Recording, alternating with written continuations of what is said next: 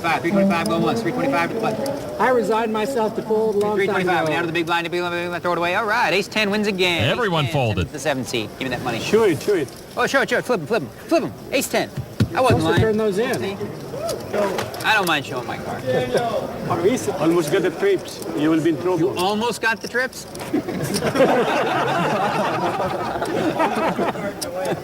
It's like, I almost had a royal flush. It's just 5 cards off. Almost doesn't count in poker, and it also doesn't count in hockey, as Daniel Negreanu found out when he went heads up with Norman Chad.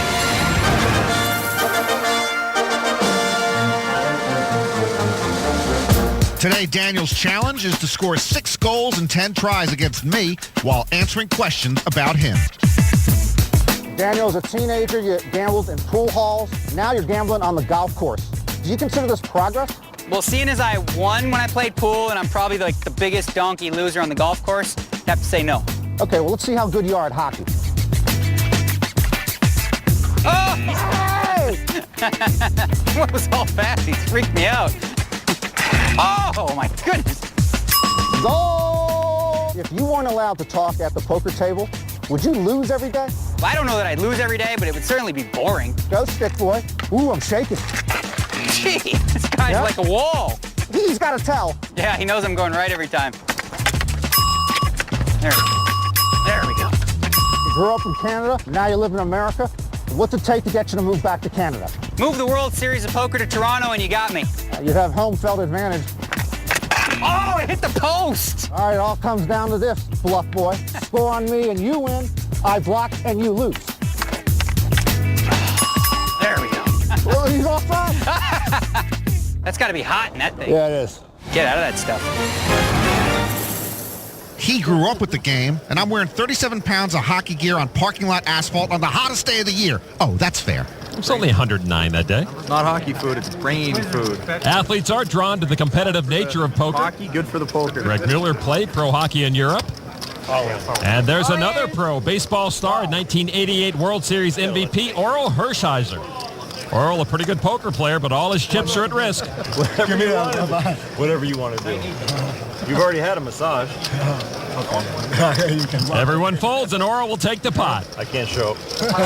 Orel's card protector is a sinker ball. And he will sign it and hand it over to whomever knocks him out, if he gets knocked out.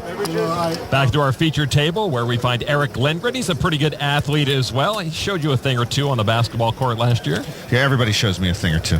Eric also knows his way around the golf course pretty well. All right, action continues at this featured table. Andrea Pivet looks at ace-king of clubs. Now, this guy's a better writer than me. He's a novelist and screenwriter. 36 years old at his first World Series. He raises to 900. Lindgren with pocket fours. You know, one of these days, I'm going to get one of these guys out there to play skee ball, and we'll see who's king of the hill. Oh, yeah. Lindgren will call. And he'll go up against Pivet once again. The flop is ace-4, ace. Wow. Lindgren hits a full boat. Pivet trip aces. Wow, this might be a big pot. 1,400. What a tough spot for Pivet. With trip aces, top kicker, it would be difficult for a pro, never mind an amateur, to get away from a hand like this in the main event. Pivet bet 1,400. Lindgren raised to 4,200 with his full boat, and Pivet calls. To the turn now. Turn card 6 of clubs. Eric Lindgren still way ahead with his full house. Pivet adds a flush draw and checks.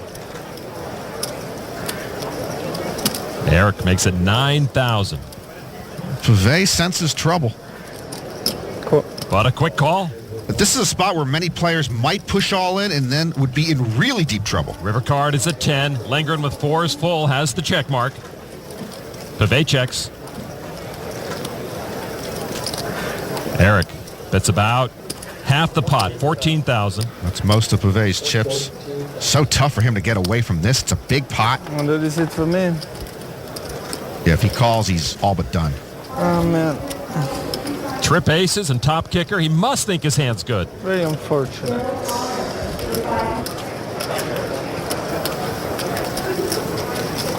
Well, action flop. You got 4s, Mr. Lindgren? Yes, he does. Pivet's radar is up and running well. You got 4s. This would be a huge laydown. You got 4s. You got 4s. 4-4, 4-4. A lot of fours. 2 red fours. Well, they're not both red line, but they are both fours. I call. He calls anyway. I got fours. He has fours. What a difficult and devastating hand for Pavey. Very well played, though. He's not out, but he's crippled. Such a lucky flop. Yeah, it seems Lady Luck is still smiling down on the 2008 Player of the Year. His main event hopes are thriving.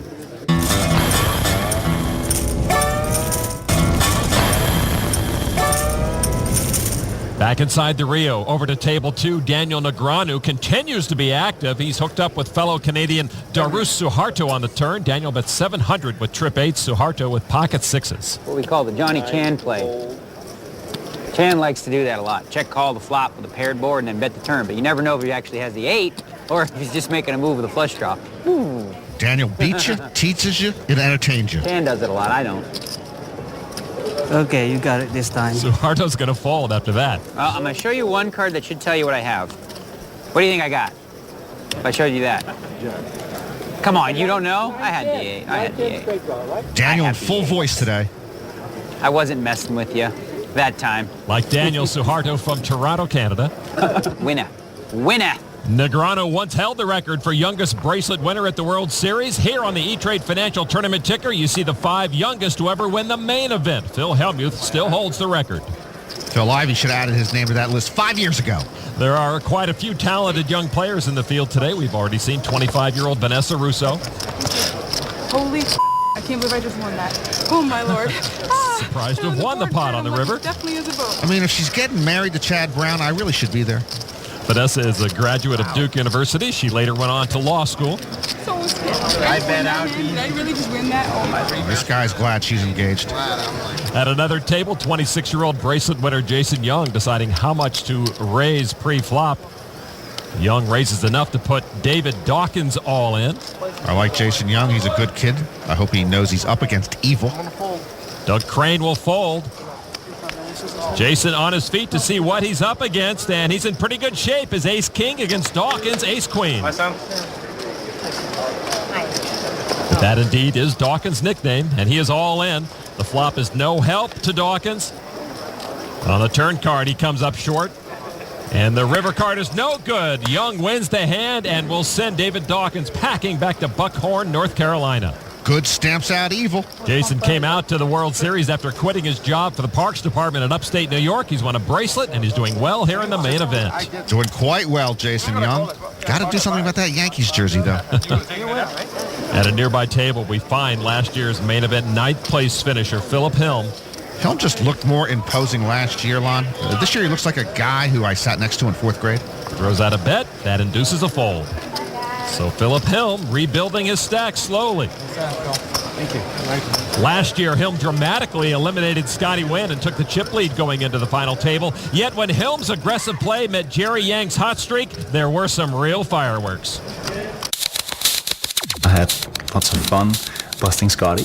Can't even stack my chips now. Come and get some more, baby. He had lots of people expecting him to reach the final table. I call. And a call from Philip Hilm. This could be it for Scotty Wynn. It was either Scotty or it was me. Scotty Wynn is gone. He didn't make the final table. You can compare it to me and Jerry Yang. You're way behind, Philip. I believe you, Jerry. Jerry had been running really hot